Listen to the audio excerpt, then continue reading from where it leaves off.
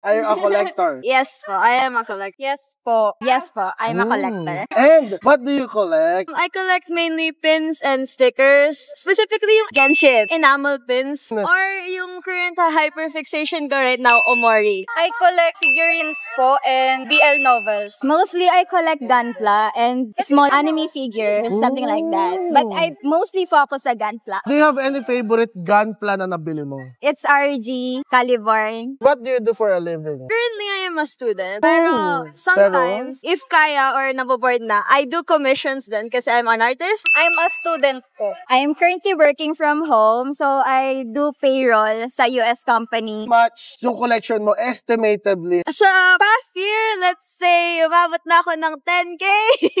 Kulang-kulang 10K na po. Hala, baka makita ni Mama. Mama, ano lang to? Secret lang.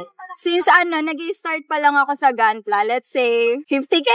50K nag-i-start pa lang sa gunpla. And lastly, anong mapapayo mo sa mga gusto mag-start mag-collect?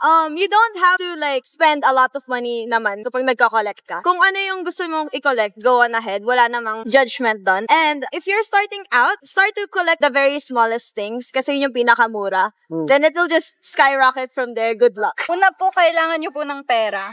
Tama nga naman. At saka po, kailangan nyo po mag-ipon. Ayan, tama. Tipin pa rin yung mag-focus pa rin sa mga basic needs. May extra, pwede mo siyang ipunan and then saka ka bumili ng pang-collect mo.